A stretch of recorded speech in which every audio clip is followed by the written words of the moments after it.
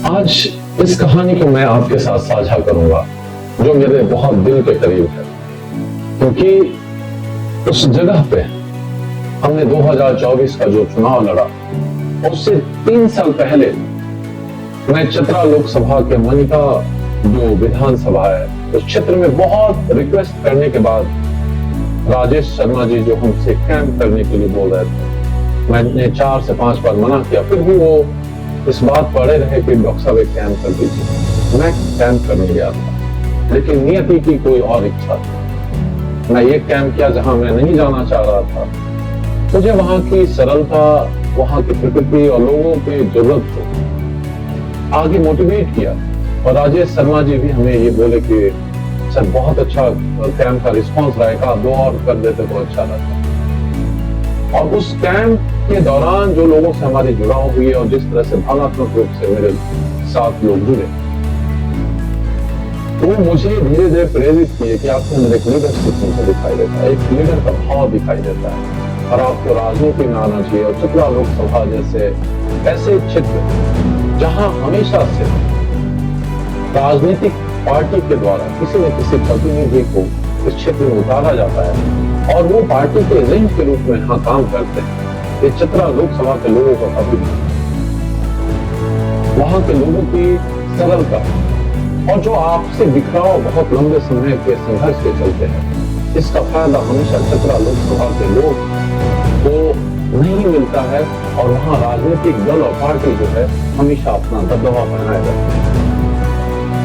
जो कोयला पत्थर बालू वहां का साल होना चाहिए, आज वहां के लोगों के लिए सबसे बड़ी समस्या है।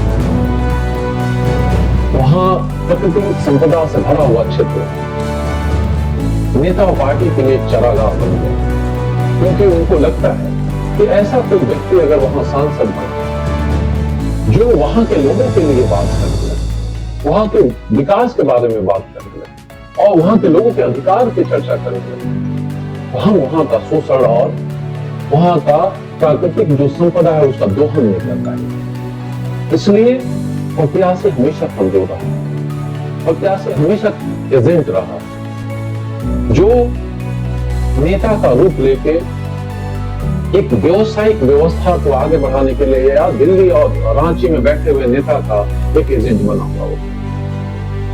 और ये शोषण को सहते सहते चतरा के लोग पूरी तरह से कमजोर हो चुके हैं। मैं 380 किलोमीटर की पद यात्रा, 325 से ज्यादा मेगा हेल्थ है, बहुत सारा स्पोर्ट्स एक्टिविटी, 21 दिन का हर घर संवाद, वहां के नदी में भी स्नान किए, वहां के गांव में भी रुके और लावा लाऊंगा प्रतापपुर जैसे जगह पे कहीं डाक बंगला में रुक रहे हैं, किसी हॉस्पिटल के पेशेंट एग्जामिनेशन बेड पे सो रहे हैं और वहां के समस्या को समझने का प्रयास किया, वहां के लोगों को जानने का प्रयास किया। और जब मैं लगातार सघन अध्ययन किया तो मुझे ऐसा लगा ये 35 लाख लोगों के जीवन के साथ बड़ा अन्याय होता है। तभी मैंने चतरा लोकसभा का चुनाव लड़ने का प्रयत्न किया और साथ ही प्रतिज्ञाबद्ध होकर मैंने प्रयास किया कि मुझे कार्य करना है। मैं किसी पार्टी या नेता के पास नहीं गया, किसी पार्टी के ऑफिस में नहीं गया, तो मुझे टिकट चाहिए। मैंने लोगों को जगाया और उनकी सेवा की और उसके साथ इस चतरा लोकसभा की यात्रा को मैंने आगे बढ़ाया।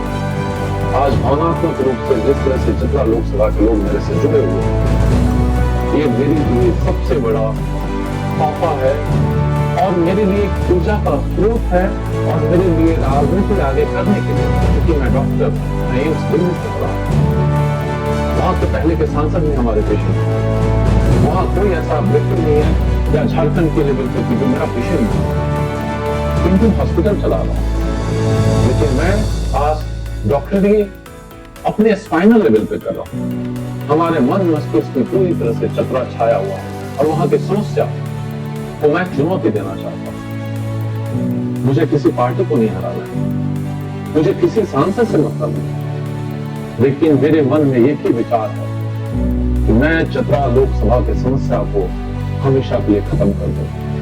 क्योंकि समाज में अगर अंधकार और अव्यवस्था हो तो ऐसे पुरुष भी होने चाहिए जो समस्या को चुनौती दे सके। और यही उस पुरुष को महापुरुष तक यात्रा ले जाता है। जब आप समस्या को चुनौती देके समाज के लिए बेहतर व्यवस्था का निर्माण करें। आज पूरी तरह से चतरा लोकसभा के संसाधन जो है कुछ लोगों के गिरफ्त में, दिल्ली से लेके रांची से लेके और भी दूसरे स्टेट के लोग, वहां कोई भी अगर परियोजना चल रहा है तो वहां लोकल लोगों को अधिकार नहीं मिलता, वहां उनको रोजगार नहीं मिलता है, क्योंकि काम जितना वहां के लोगों को अंतर में रख के किया जाए वो उतना अच्छा रहेगा। जब एक परंपरा शुरू हो जाता है शोषण का, तो जो भी वहां जाता है, जिस रूप में प्रभावशाली होकर अगर जाता है किसी भी रूप, वहां के लोगों का शोषण ही करता है। आज चतरा लोकसभा अपने नेता का मांग कर रहा है, उधर पे ये पूछ रहा है चतरा लोकसभा के लोगों से कि आप मुझे मेरा नेता कब दोगे, कब तक मेरा चेतन हो गया, कब तक मैं बर्बाद हो जाऊंगा, और मैं अगर बर्बाद होते रहूंगा आप कैसे आवाज रहें। चतरा लोकसभा के लोगों को कहीं न कहीं एक दिशा लेना पड़ेगा, सोचना पड़ेगा, संगठित होना पड़ेगा और अपने अंदर एक चेतना जगाना पड़ेगा कि मैं इस राजनीतिक गुलामी से कम नहीं करता जब तक आप ही प्रयास नहीं कीजिएगा। किसी के द्वारा किया हुआ प्रयास वो अधूरा ही रह जाएगा। अब समय है जगने का।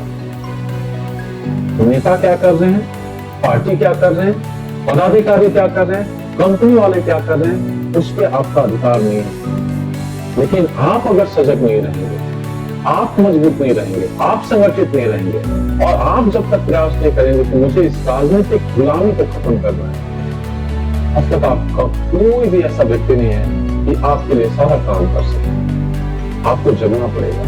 मैं आपको जगाने के लिए वीडियो बना रहा हूं। और जब आप जग जाएंगे, संसार की कोई शक्ति और सत्ता नहीं है कि आपको पराजित कर सकता और आपके अधिकार को छीन सकता है।